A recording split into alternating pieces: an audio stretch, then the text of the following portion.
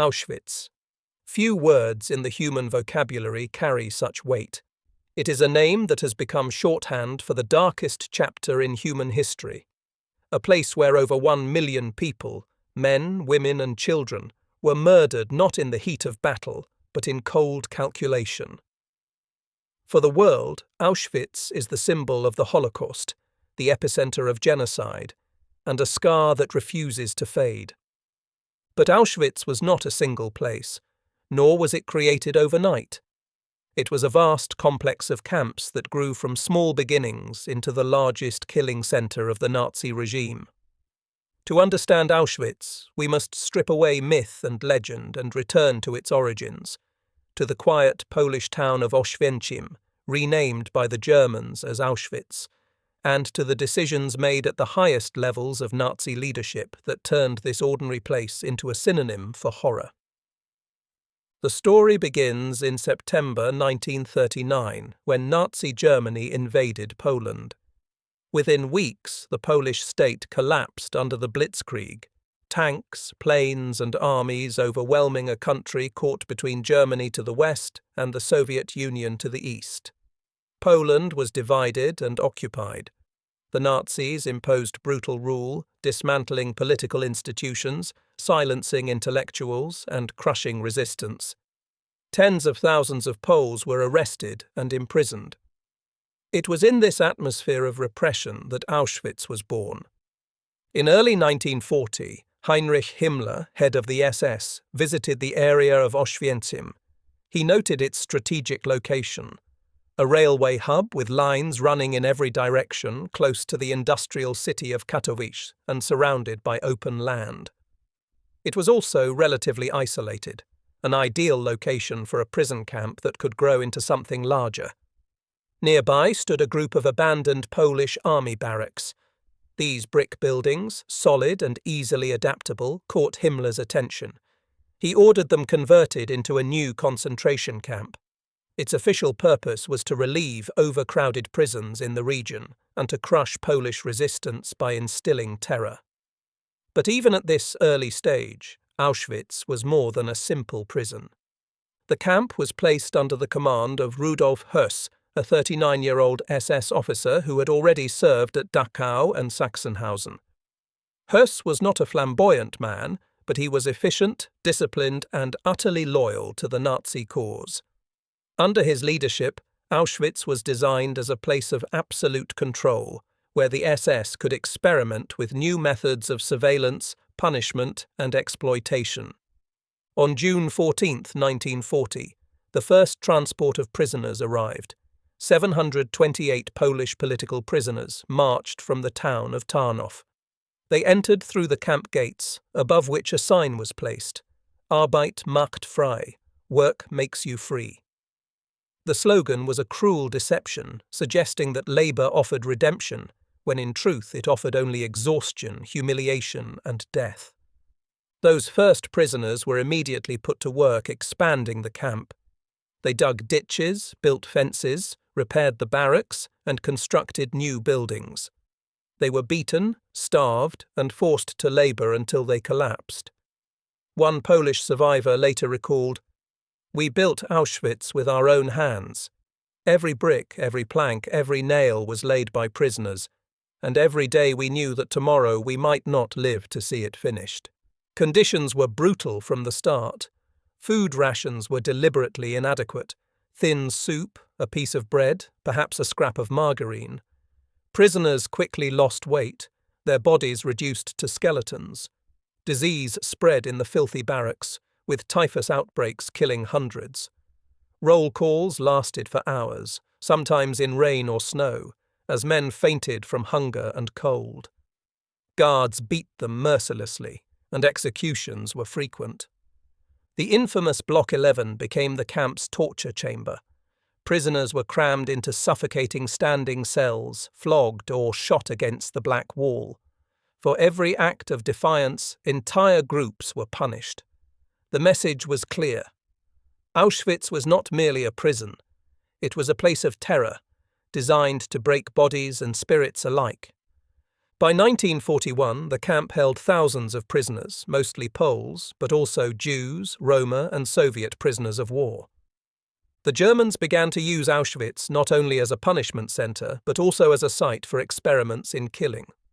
In September 1941, Soviet POWs were locked inside underground cells in Block 11 and poisoned with Zyklon B, a cyanide-based pesticide. The test proved horrifyingly effective. The SS realized they had found a method for mass extermination. At the same time, Himmler ordered a major expansion of the camp. Auschwitz I, the original site, would continue as the administrative center. But 2 miles away, in the village of Brzezinka, the SS began constructing a massive new facility, Auschwitz II, or Birkenau. This camp, far larger than the original, was designed not just for imprisonment, but for annihilation. It would soon become the central killing ground of the Holocaust. Auschwitz had begun as a tool of occupation, aimed at suppressing the Polish population. But by 1942, it was transforming into something far darker, a site not just of imprisonment and punishment, but of systematic industrialized death. By 1941, Auschwitz was firmly established as part of the Nazi camp system. The original camp, what we now call Auschwitz I, held several thousand prisoners, mostly Poles, but also Jews, Roma, and Soviet prisoners of war. It had already become a site of starvation, disease, and terror. But the SS had much larger ambitions. The Nazi invasion of the Soviet Union in June 1941, Operation Barbarossa, changed the course of the war and the future of Auschwitz. Within months, millions of Soviet soldiers were captured. The Nazis viewed these men not as prisoners of war entitled to rights under the Geneva Conventions, but as subhuman enemies. They were starved, beaten, and massacred in the tens of thousands. Himmler and the SS looked to Auschwitz as one solution to the problem of housing and exploiting this massive influx of captives.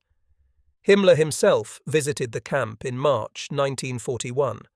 He walked the grounds with Rudolf Höss, studying the barracks and open land beyond. Höss later recalled that Himmler ordered a vast expansion, a new camp capable of holding 100,000 prisoners. The chosen site lay 2 miles away, near the small village of Brzezinka. In German, the name was translated to Birkenau. Construction of Auschwitz II-Birkenau began that autumn. Ironically, it was Soviet prisoners of war who built it. Marched in from temporary holding sites, starving and diseased, they cut timber, dug drainage ditches, and erected the first barracks. Hundreds died in the process. One Polish witness later said, "We saw them dragged through the mud, carrying logs larger than themselves. They built the camp with their own bodies, and then they disappeared into it." The plan for Birkenau was massive. The SS envisioned dozens of barracks arranged in rows, surrounded by electrified barbed wire, with tall wooden guard towers watching every corner. The camp would be divided into sectors, or lager, each separated by fences.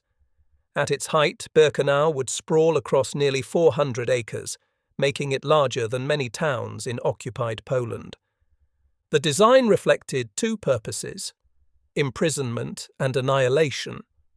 At first, Birkenau was described as a prisoner of war camp, meant to hold Soviet captives. But from the beginning, it was also conceived as a site for mass extermination. This dual function, labor and death, would define Auschwitz more than any other Nazi camp. By late 1941, the SS began experimenting with Zyklon B on Soviet POWs in Auschwitz II. Hundreds were locked inside underground cells of Block 11 and killed. The results convinced camp authorities that this method could be scaled up. Soon, the first primitive gas chambers were built at Birkenau, in converted farmhouses known as Bunker 1 and Bunker 2. Prisoners called them the Little Red House and the Little White House. These early gas chambers were simple structures, but their purpose was clear. Victims were told they were being taken to showers. They were herded inside, the doors sealed, and Zyklon B poured in. Their bodies were buried in nearby pits or burned in open trenches.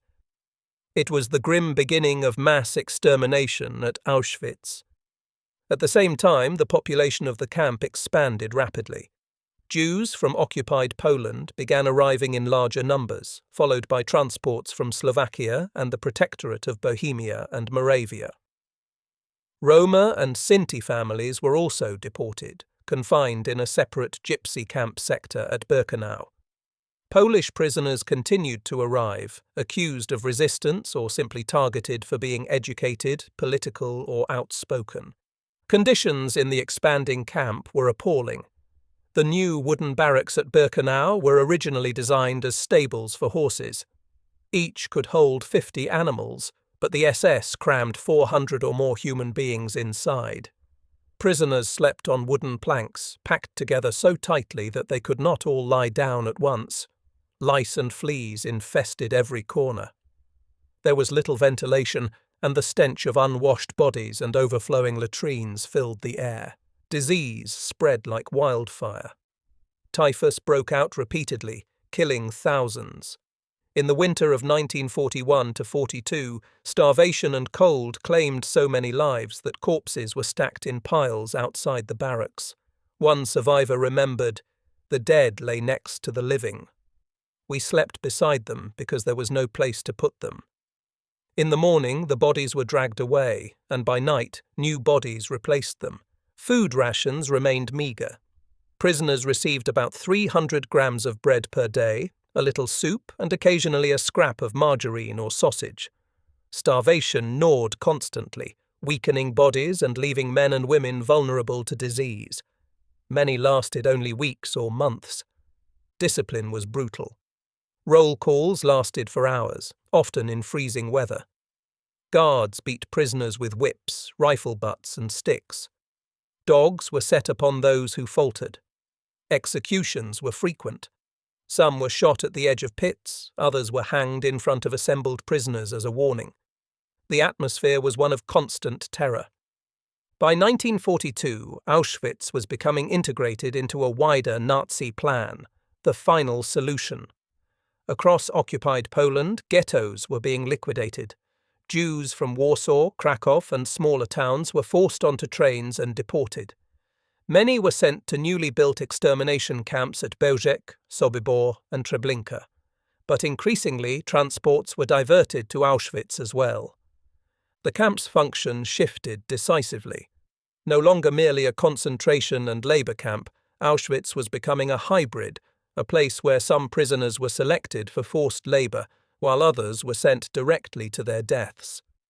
The principle of selection was established.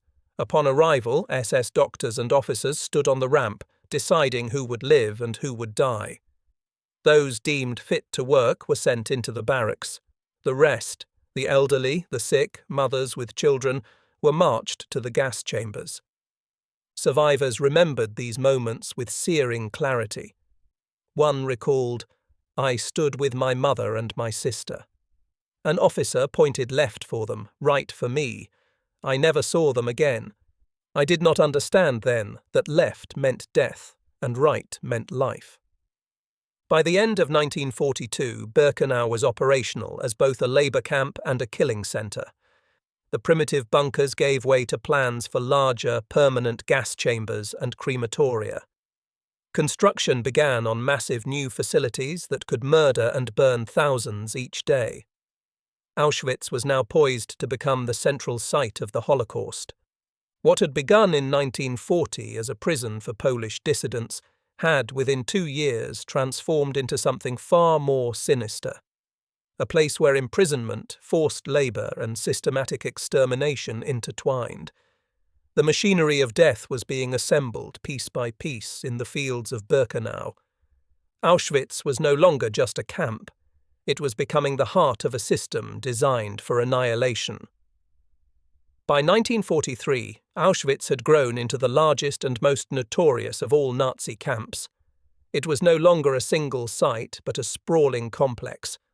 Auschwitz I, the administrative centre, Auschwitz II Birkenau, the vast extermination and labour camp, and Auschwitz III-Monowitz, the industrial slave labor camp built to serve the IG Farben chemical works.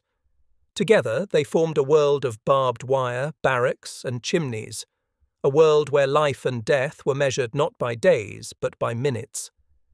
This transformation was tied to the Nazi decision to implement the final solution, the systematic extermination of Europe's Jews. The Wannsee Conference in January 1942 set the course. Senior Nazi officials, meeting in a villa outside Berlin, coordinated the logistics of genocide. Ghettos would be liquidated, Jews deported eastward, and camps like Auschwitz turned into killing factories. At Birkenau, construction accelerated. 4 new crematoria were built, numbered 2, 3, 4, and 5, each equipped with large gas chambers and multiple ovens for burning bodies. The 2 largest, 2 and 3, had underground changing rooms and gas chambers disguised as showers. Victims were told to undress, to hang their clothes on hooks, and to remember their number. This deception kept order until the moment of death.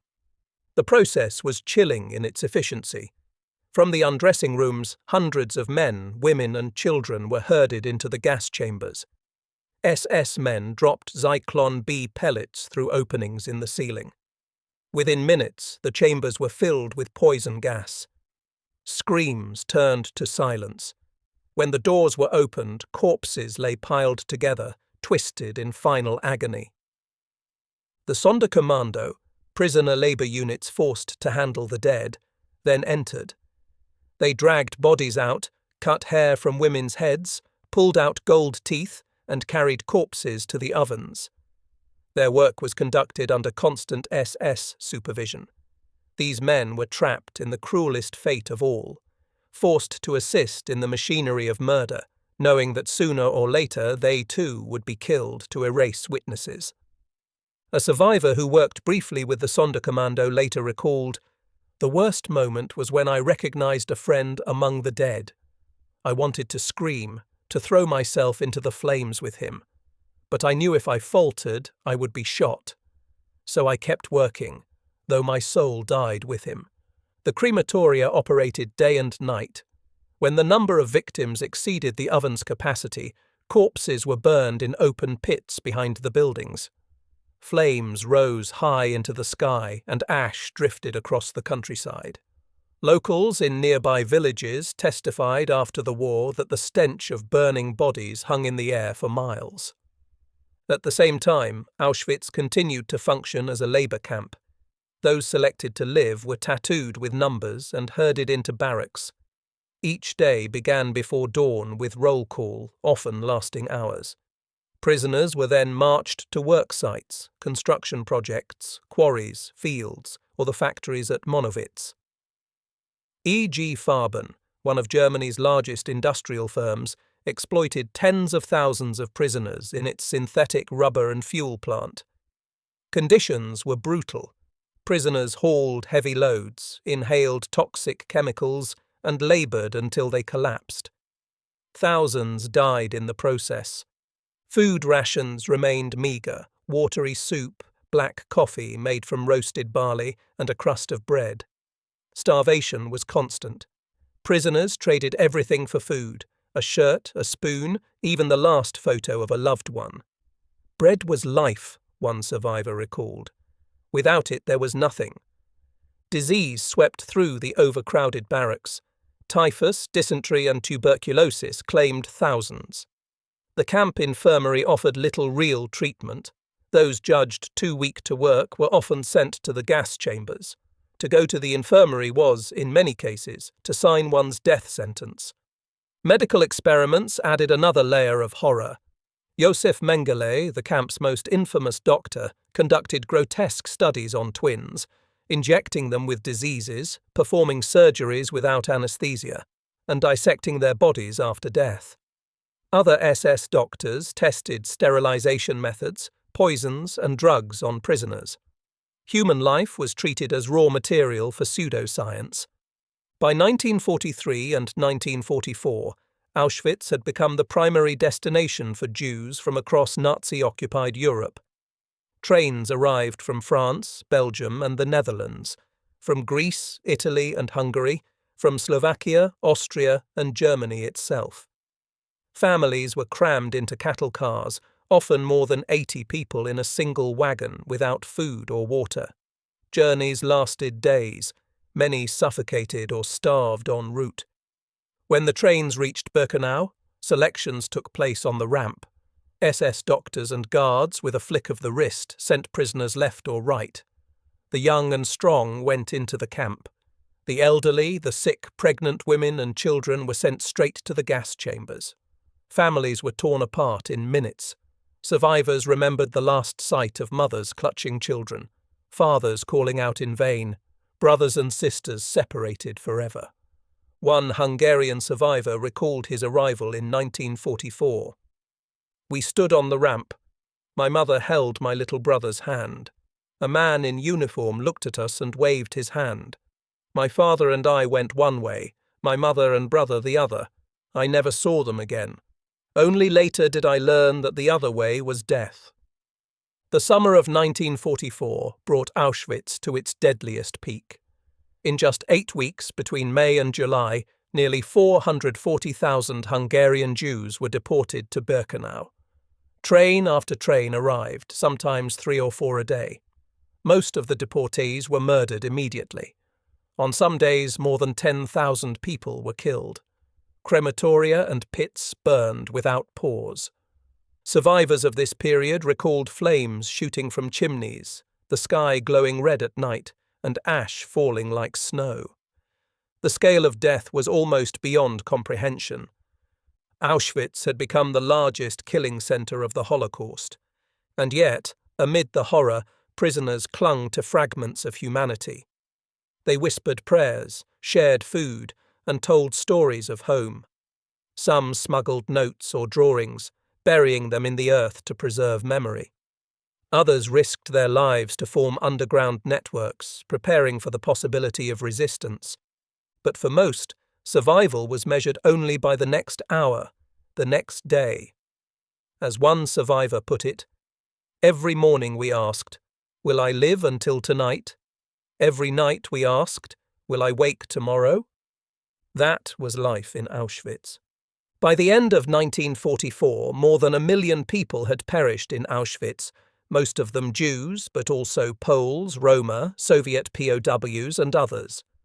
The camp had fulfilled its role as the centerpiece of the final solution. It was a place where the ideology of hatred and the machinery of modern industry merged, where trains, schedules, chemicals, and bureaucracy combined to murder on a scale never before seen. Auschwitz was not chaos. It was deliberate. It was organized. It was genocide, planned and executed with precision. To understand Auschwitz, we must step inside the daily reality of those who endured it. The gas chambers claimed the majority of victims immediately upon arrival, but for those selected to live, survival meant facing a world designed to dehumanize, starve, and break them. A world where every breath was a battle. The day began before dawn. A whistle shrieked, dogs barked, and guards stormed into the barracks. Prisoners scrambled from their bunks, though bunks was too generous a word. They were wooden planks stacked 3 tiers high, built for horses in the stables that had been converted into barracks at Birkenau. Each bunk, barely wide enough for one, held 3 or more prisoners pressed together. They slept without mattresses, without blankets, often on bare boards. In winter, icy drafts cut through the cracks in the walls. In summer, the air grew suffocating. Lice and fleas were constant companions. They spread typhus, which swept through the camp in deadly epidemics. Rats gnawed at scraps of food, and sometimes at the bodies of the dead. The stench of unwashed flesh, sweat, urine, and excrement filled the air. "It was not a place for human beings," one survivor later said. "It was a stable, and we were treated worse than animals." The first ordeal of the day was roll call, or appel. Prisoners were driven outside into the freezing yards or onto the open fields of Birkenau. They lined up in rows, guarded by SS men and dogs, while kapos, prisoner functionaries, shouted orders. The roll calls could last for hours. If one prisoner was missing, the entire block was forced to stand until they were found, alive or dead. In rain, in snow, in the burning sun, prisoners stood motionless, their legs shaking, their stomachs empty. Those who collapsed were beaten or shot. Survivors remembered the agony of standing for hours, watching comrades faint beside them, unable to help. One recalled, "We were statues of hunger and fear. If you moved, you were struck. If you fell, you were finished." After roll call came labour. Work details were organised with brutal efficiency. Prisoners marched out of the gates in columns, often barefoot, singing German songs as guards barked orders. Some went to the factories, IG Farben at Monowitz, armaments plants or workshops repairing uniforms and boots. Others were sent to construction projects, building roads, digging drainage ditches, or carrying heavy stones. Many tasks were deliberately senseless, such as moving stones from one place to another and then back again. The work was punishing. Days stretched 10, 12, even 14 hours. Prisoners hauled loads that bent their backs, waded through mud in freezing weather, or inhaled toxic fumes in factories. Those who slowed were beaten. Those who collapsed were left to die or shot where they fell. "Work did not make us free," a survivor later wrote. "Work killed us slowly until we were no longer of use." Food rations were designed to destroy. In the morning, a cup of black liquid called coffee but made of roasted barley or chicory. At midday, watery soup with a few turnip or potato scraps. In the evening, a crust of bread, sometimes with a smear of margarine, sausage or jam, more often with nothing. Altogether, perhaps 1,300 calories a day, far below what a labouring body required. Hunger dominated every thought. Prisoners dreamed of bread, spoke endlessly of recipes, or remembered meals from home. Bread became the currency of life.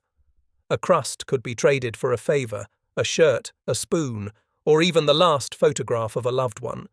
But hunger also broke bonds of trust.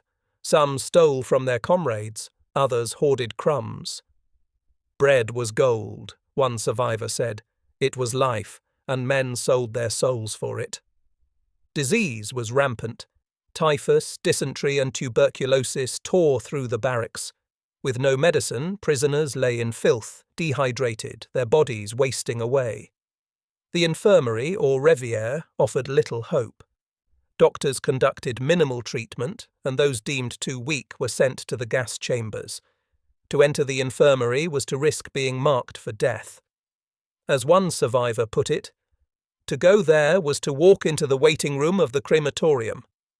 Punishments were savage. Prisoners could be flogged for failing to line up correctly, for not working fast enough, for looking at a guard the wrong way. Some were forced to kneel on stones for hours. Others were hanged in public before assembled prisoners, their bodies swinging as warnings. The infamous Block 11 in Auschwitz there was the site of standing cells, where prisoners were crammed 4 at a time into a space so small they could not sit or lie down. After days without food or air, many suffocated. Women suffered additional torments. In the women's camp at Birkenau, conditions were equally dire. Mothers tried desperately to shield their children, but most were sent to the gas chambers upon arrival. Those who remained endured forced labour, selections and medical experiments. Female SS guards, Aufseherinnen, were notorious for their cruelty, wielding whips and clubs, setting dogs on prisoners, and participating in selections. Pregnant women were almost always killed. Those who gave birth saw their infants taken from them and murdered. Children rarely survived. Most were sent straight to the gas chambers. A small number were kept alive for experiments, especially twins studied by Joseph Mengele. He injected them with chemicals, performed surgeries without anesthesia, and compared their bodies after death.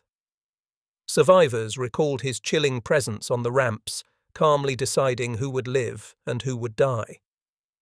"He was like God," one said. With a flick of his hand, he decided your fate. Yet even in this world of death, prisoners sought ways to hold on to their humanity. They whispered prayers, sang songs in secret, or marked religious holidays with crumbs of bread. Some shared what little food they had with weaker comrades. Others taught children to read or told stories of home. These small acts of solidarity offered fleeting dignity in a place designed to erase it. A Polish survivor remembered, "A man gave me half his bread one night." It was nothing, but it was everything. It meant I was not alone. It meant humanity still lived, even here. Resistance also flickered. Underground networks smuggled food, medicine, and messages. Prisoners sabotaged machines in factories, slowed production, or destroyed German documents. Some kept secret diaries or sketches, hiding them in walls or burying them in the ground. The Sonderkommando buried notes near the crematoria, desperate to leave testimony for the future. For many, survival depended on luck, cunning, and the help of others. Some prisoners secured slightly less dangerous work, in kitchens, workshops, or warehouses, that gave them access to scraps of food. Others avoided selections through quick thinking or by appearing healthy. But no one was safe. Death could come at any moment, from a guard's whim, a random selection, or the simple collapse of a starving body. Life in Auschwitz was not life at all. It was survival on the edge of death day after day, until liberation or annihilation came. Yet even in this hell, fragments of humanity endured. Survivors remembered not only the cruelty but also the courage, the whispered prayer, the stolen crumb, the friend who shared warmth in a freezing barrack. These were small lights in the darkest of places. As one survivor later said, "In Auschwitz, death was always beside us." But so was life, stubborn, fragile, refusing to let go. We clung to it, because to live even one more day was to defy those who wanted us gone. By 1943, Auschwitz was no longer just a prison camp. It had become the largest and most efficient killing center in history. Its name would forever be linked not only with starvation and forced labor, but with a system of extermination designed with industrial precision. The heart of this system lay in the gas chambers and crematoria at Birkenau. They were the final stage in a process that began long before prisoners ever set foot inside the camp. From deportation orders to rail schedules, from deception on arrival to the disposal of bodies, every step was organized and recorded. Death at Auschwitz was not random. It was calculated. Trains arrived daily, sometimes several in one day. Each transport carried hundreds, often more than 1,000 people.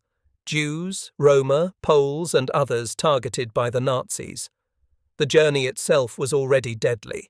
Cramped into cattle cars with no food, little water, and almost no air, people suffocated, starved, or went mad. Survivors described mothers giving the last drops of water to their children, or families praying in the dark as people collapsed around them. When the trains pulled into Birkenau, SS guards shouted orders. Prisoners stumbled from the cars, blinded by daylight, carrying bundles of possessions. The scene was one of chaos and fear. Dogs barked, whips cracked, shouts rang out in German and Polish. Guards pushed people into lines, men separated from women and children. Then came the selection. SS doctors, often including Joseph Mengele, stood on the ramp pointing left or right.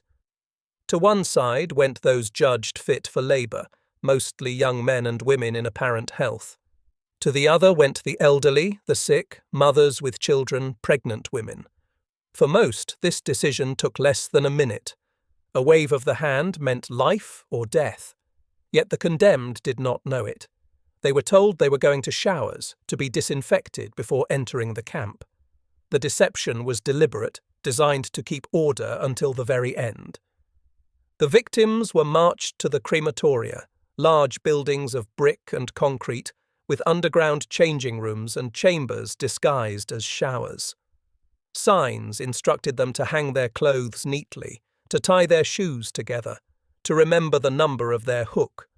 Guards reassured them they would be reunited with their families afterward. Inside the changing rooms, people undressed. Mothers tried to calm crying children. The elderly leaned on canes.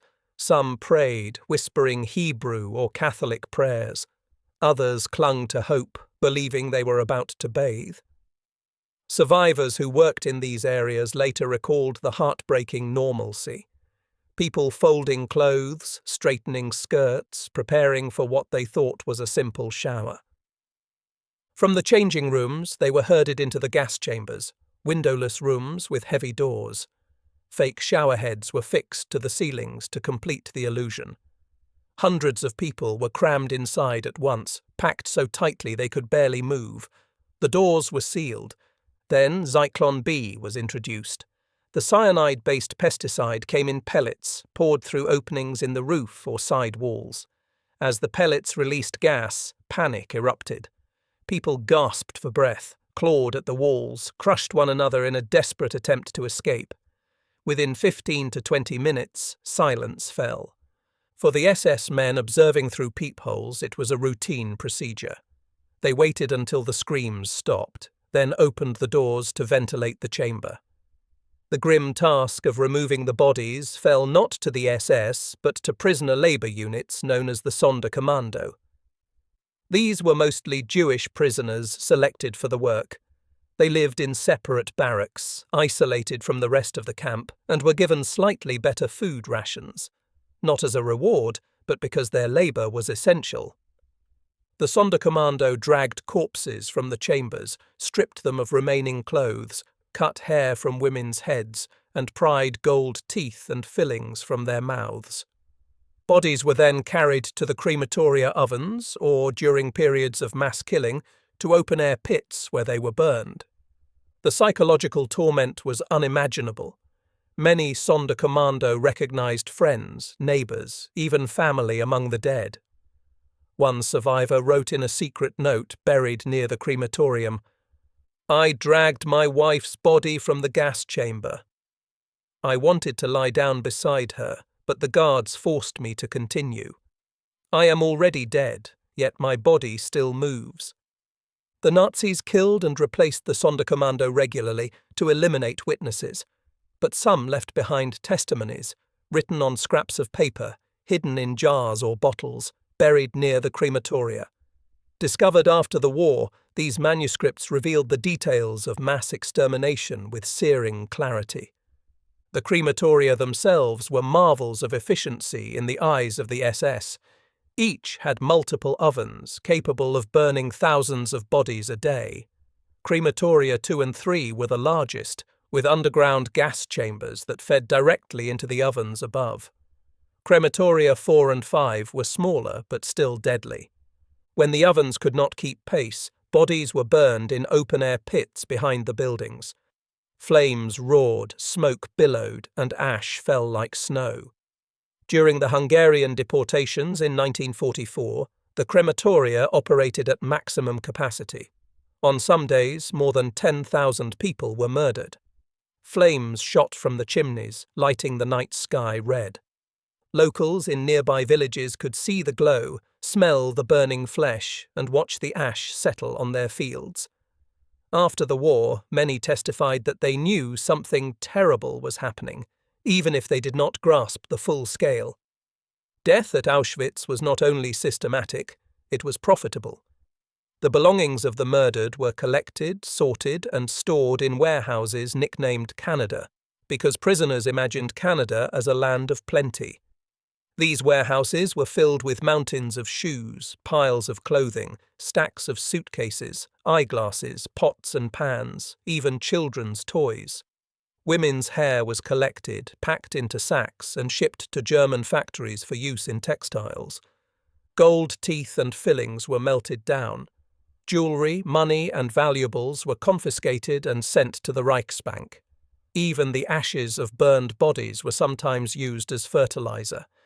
In this way, the SS extracted every possible profit from death.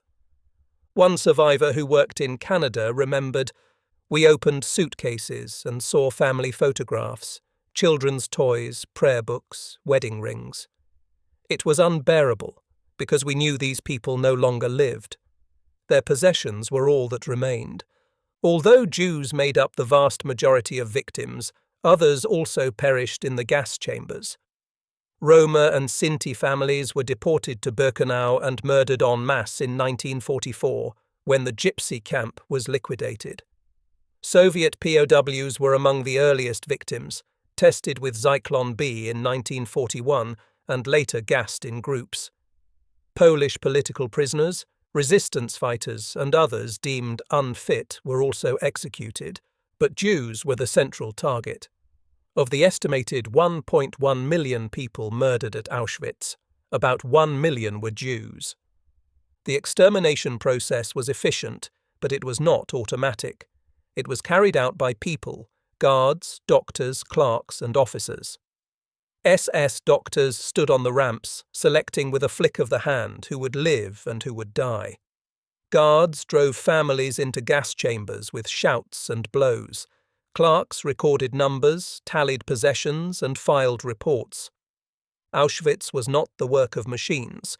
It was the work of human beings who turned ideology into action and bureaucracy into murder. At its height, Auschwitz could murder and burn more than 20,000 people per day.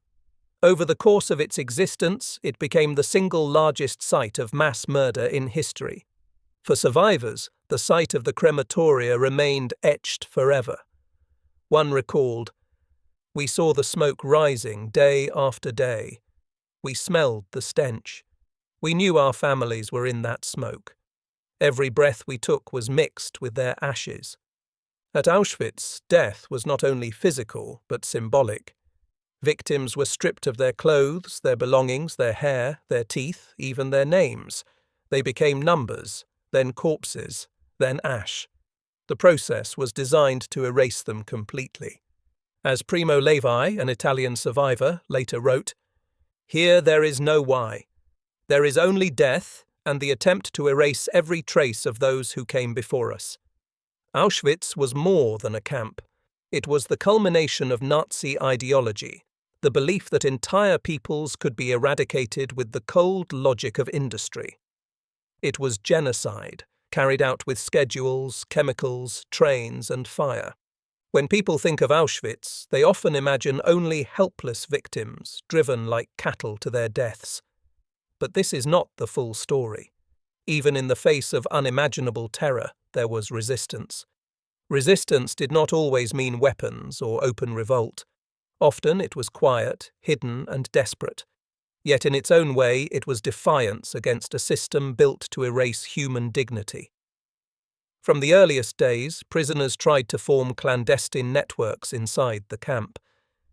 Communication was difficult. Blocks were separated by fences, movement was restricted, and informers lurked everywhere. But political prisoners, especially Poles with underground experience, organized groups to share information, protect comrades, and document crimes. One of the most remarkable figures was Witold Pilecki, a Polish officer who deliberately allowed himself to be captured in 1940 to infiltrate Auschwitz. Inside the camp, he built a secret resistance organization, gathering intelligence, distributing extra food, and even preparing for a possible uprising. Through smuggled reports, he informed the outside world of the horrors unfolding behind the barbed wire. His accounts, sent to the Polish underground and then to the Allies, were among the first warnings about Auschwitz.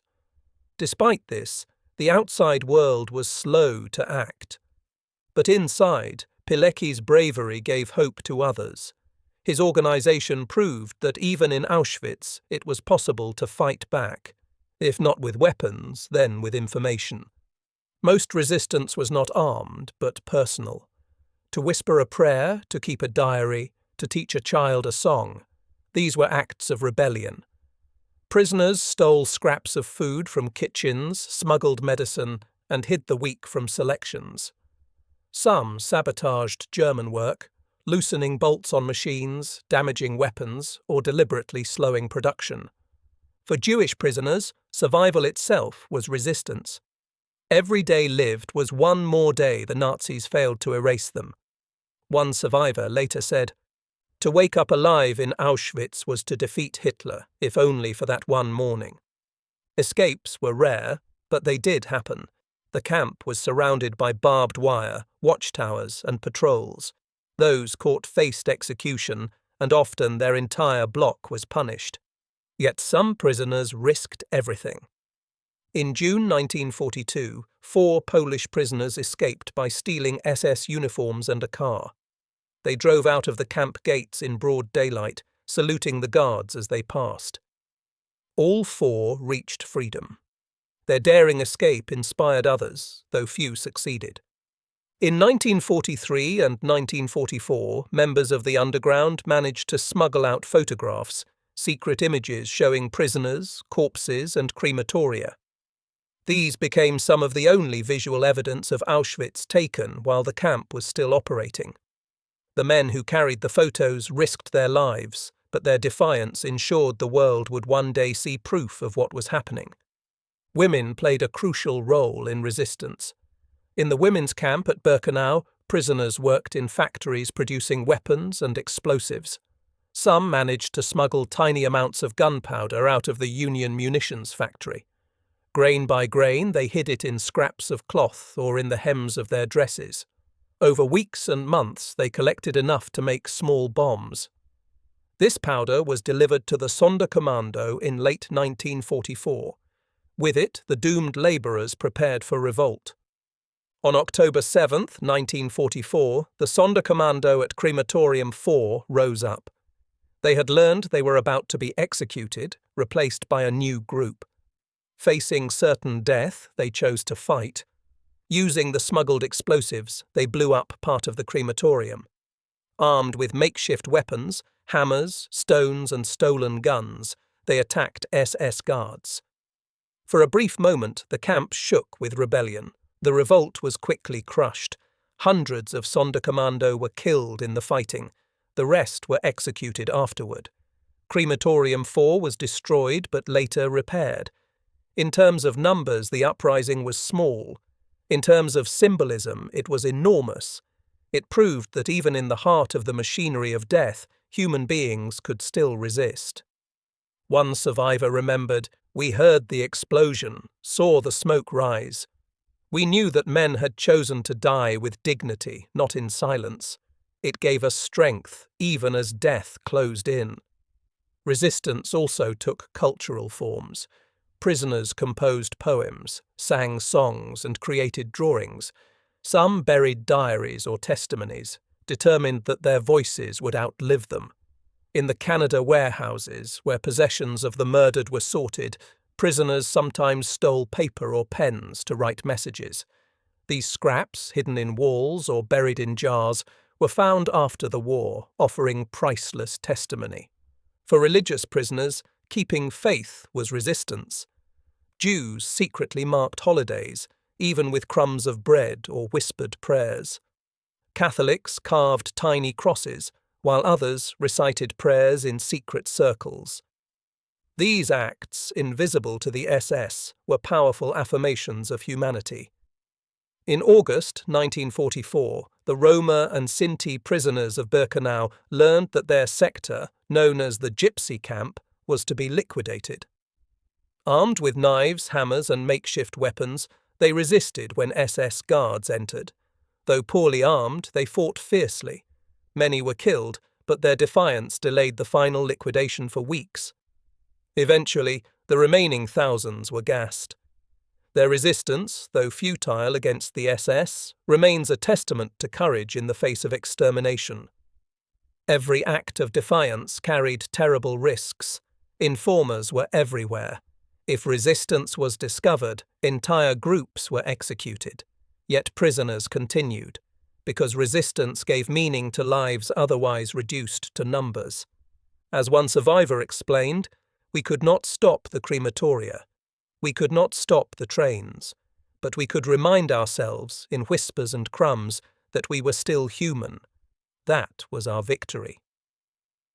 After the war, the stories of resistance at Auschwitz inspired generations. They proved that even in the darkest of places, human beings refused to submit entirely. Auschwitz was designed to erase individuality, to destroy will, to turn people into ash. But within its fences, men and women defied that purpose, through survival, through sabotage, through revolt, through memory. The Sonderkommando, who buried notes near the crematoria, left a message for the future. We lived, and we die, but let the world know what happened here. Those words, dug from the earth years later, fulfilled their hope. The Nazis tried to silence them, but resistance ensured their voices would endure. By late 1944, the Nazi Empire was crumbling. The Red Army pushed westward, retaking swaths of Soviet and Polish territory. In the west, Allied forces pressed in through France and the Low Countries. The Third Reich was shrinking, its leaders increasingly desperate. Yet even in their collapse, the Nazis clung to their project of extermination. Auschwitz, the largest killing center of them all, continued to function until the very end. In the autumn of 1944, SS leaders recognized that Auschwitz lay directly in the path of the advancing Soviet army. They faced a dilemma. At other extermination sites, Treblinka, Sobibor, Belzec, the Germans had already dismantled the camps, bulldozed the evidence, and planted forests or farms to conceal the crimes. They attempted the same at Auschwitz, but time was against them. Orders went out to evacuate as many prisoners as possible. Tens of thousands were to be marched westward, deeper into Germany, to camps like Dachau, Buchenwald, and Ravensbrück. The purpose was twofold: to prevent witnesses from falling into Allied hands, and to continue exploiting prisoners as forced labor. In January 1945, with Soviet forces only days away, the evacuation began. Around 56,000 prisoners were forced out of Auschwitz and its subcamps. They were marched through snow, in temperatures as low as -20 degrees Celsius. Many wore only thin, striped uniforms, their feet wrapped in rags. Guards shot anyone who fell behind. Survivors remembered trudging through the snow, bodies collapsing around them. Villagers along the routes saw columns of skeletal prisoners, accompanied by barking dogs and armed SS. Thousands died on the roads, their corpses left behind in ditches and fields. These evacuations became known as the Death Marches, a final chapter of suffering for those who had already endured so much. One survivor later testified, "We walked and walked. The snow was red with blood. People dropped and the guards shot them without a word. I remember thinking, the war is ending, but for us it will never end." On January 20th, 1945, the SS began blowing up the crematoria at Birkenau in a frantic attempt to destroy evidence. Crematorium 5 was badly damaged. 2 and the 3rd were partly demolished, but the effort was incomplete. Too many buildings, too many traces remained. By January 27th, most of the SS had fled. Only a few remained to guard the sick and dying prisoners who could not be marched away. The camp stood eerily silent, its barbed wire still standing, its barracks filled with emaciated survivors. On the afternoon of January 27th, 1945, soldiers of the Soviet 61st Army entered Auschwitz. They found about 7,000 prisoners still alive, most of them women and children. What they saw shocked even hardened soldiers who had witnessed years of war. Corpses lay unburied. Barracks were filled with skeletal survivors, too weak to stand. Warehouses overflowed with belongings. Mountains of shoes, piles of glasses, stacks of suitcases, bundles of children's clothes. In storage rooms, the Soviets found 7 tons of human hair, shaved from victims before gassing. One Soviet soldier recalled, "We had heard of German camps, but nothing prepared us for Auschwitz. People looked at us with eyes that were no longer human. They were shadows. They reached out their hands, but had no strength to speak. We gave them bread, but many could not eat. Their bodies were already too far gone. Photographs and film taken by the Soviets documented the scene. Children in striped uniforms, their faces hollow, piles of corpses, prisoners lifting their arms to show tattooed numbers. These images became some of the most enduring evidence of Nazi crimes. For survivors, liberation was both salvation and agony. Many were too weak to celebrate. Some died in the days and weeks afterward, their bodies unable to recover from years of starvation and disease. Others were haunted by the absence of family members. One survivor said, "We were free, but we were not whole." I looked for my mother, my father, my sister. No one came. I realized then that freedom meant loneliness. Liberated children clung to one another. The youngest were only toddlers, cared for by older prisoners after their parents had been murdered. Photographs of these children, eyes wide, numbers tattooed on their arms, became iconic symbols of Auschwitz. Because Auschwitz was abandoned so hastily, much evidence remained intact. The Soviets discovered the gas chambers, the crematoria ruins, and the barracks. They found detailed records kept by the SS, transport lists, death registers, construction documents. Unlike Treblinka or Sobibor, Auschwitz could not be erased. Journalists arrived within days. War correspondents from the United States, Britain, and other Allied nations wrote articles describing the camp. For many readers in the West, Auschwitz was their first glimpse into the full reality of Nazi mass murder. Some could scarcely believe the reports, thinking them exaggerated or Soviet propaganda. Only later, with more evidence and more liberated camps, did the scale become undeniable. In November 1944, even before the camp was liberated, the Soviets held the first trial of captured Auschwitz guards in the nearby city of Lublin. 6 SS men were convicted and publicly executed. This was the first war crimes trial of the Holocaust. In the years that followed, more trials took place. The most famous was the Frankfurt Auschwitz trial in West Germany from 1963 to 1965, where 22 former SS personnel were prosecuted. Earlier, at Nuremberg in 1947, Rudolf Höss, the camp's longest-serving commandant, testified about the mechanics of mass extermination. His words shocked the world. "I commanded Auschwitz until the 1st of December 1943, and I estimate that at least 2,500,000 victims were executed and exterminated there by gassing and burning." Höss was later tried in Poland, convicted, and hanged in 1947 on the grounds of the very camp he once commanded. For survivors, liberation was not the end of suffering. Many had lost entire families.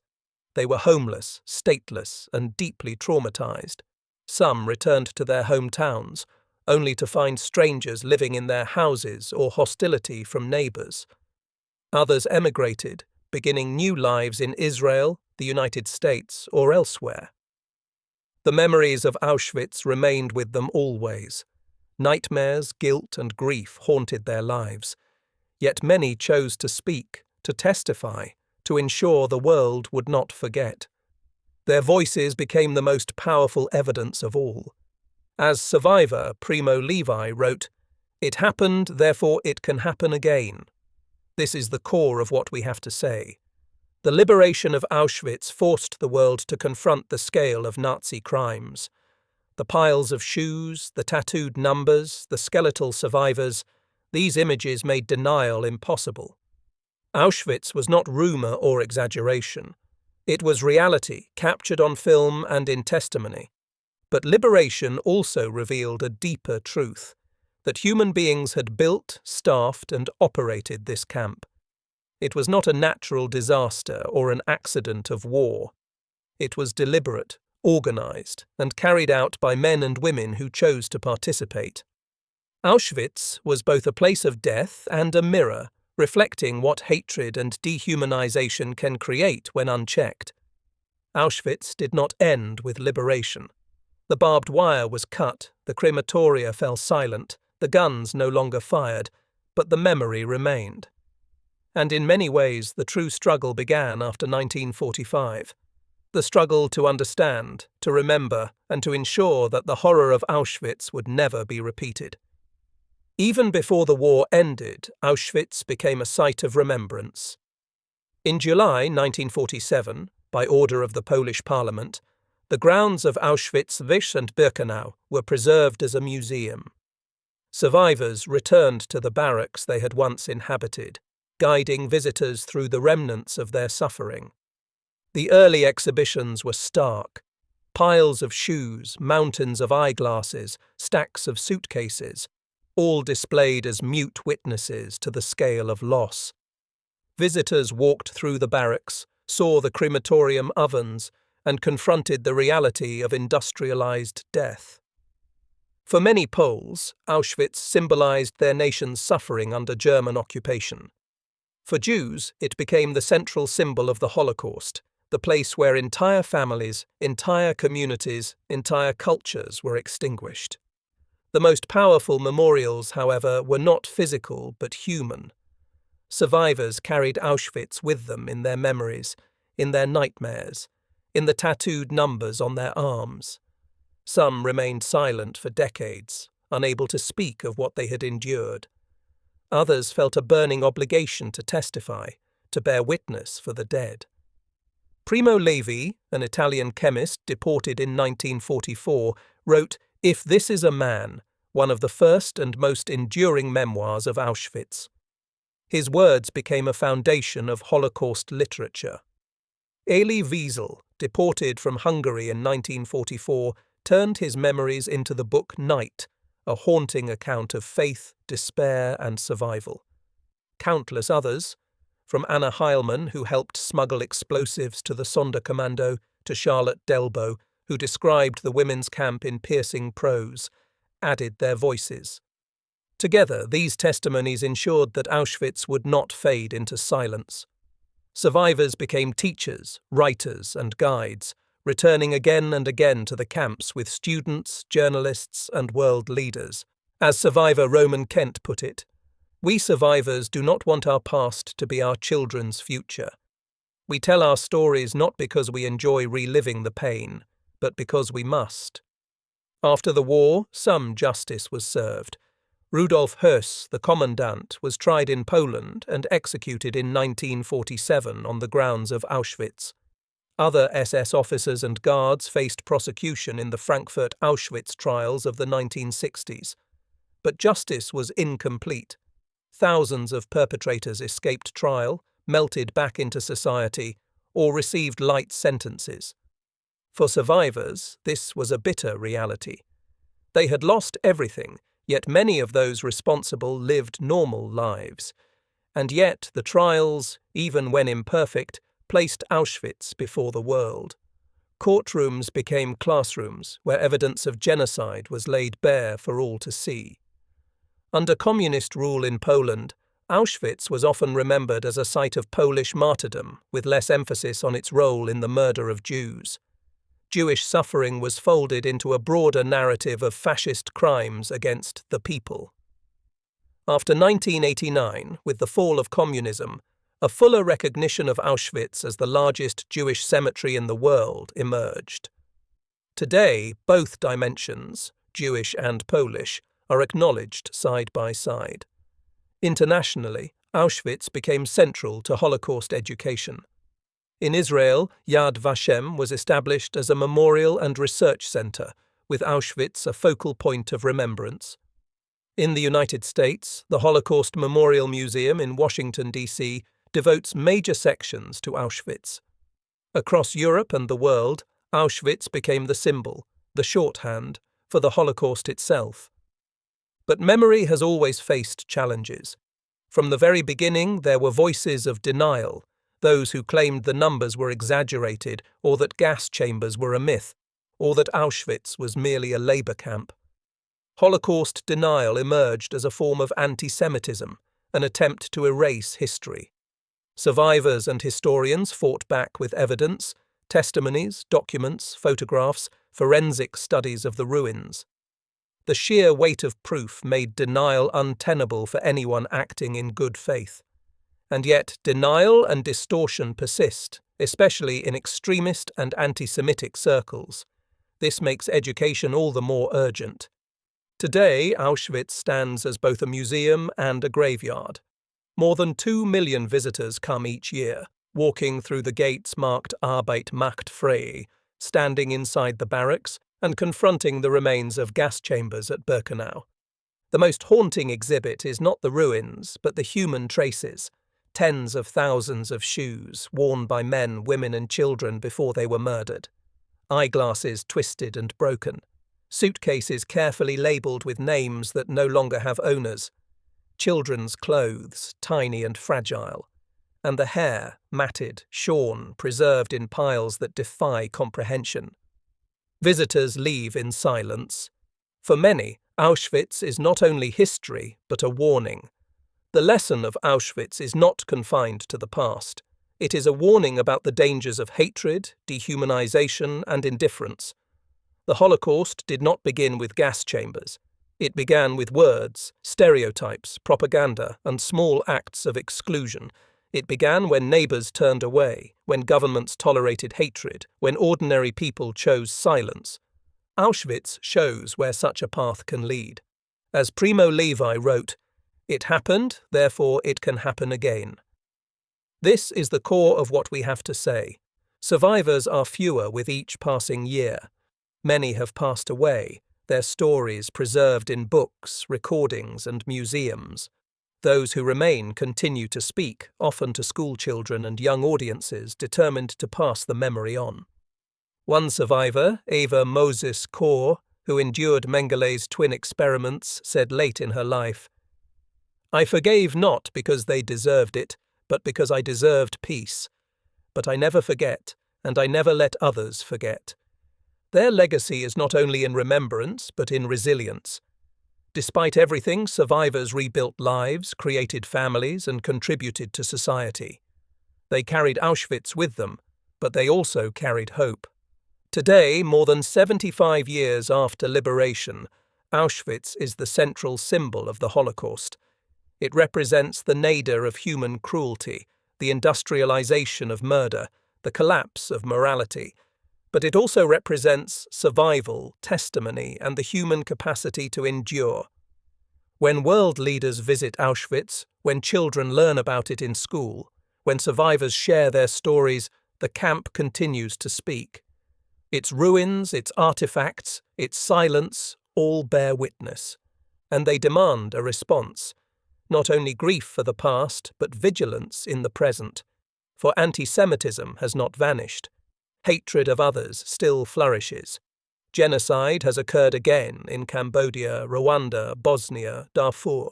Auschwitz is not just history, it is a warning. As the memorial inscription at Birkenau declares, "Let this place be a cry of despair and a warning to humanity, where the Nazis murdered about 1.5 million men, women and children, mainly Jews from various countries of Europe." Auschwitz was not born from monsters beyond human comprehension. It was built, staffed and operated by ordinary people, men and women who followed orders, sought careers, or chose to hate. That is what makes it so terrifying and so urgent as a lesson. The story of Auschwitz is the story of what humanity is capable of at its worst, but also what humanity can endure at its best. The barbed wire still stands. The barracks still stand. The shoes, the glasses, the ashes remain. They speak to us across generations, and their message is clear, because Auschwitz is not only about the past, it is about the future we choose to build. If you found this video meaningful, please like, share, and subscribe. Your support helps more people hear and remember these stories.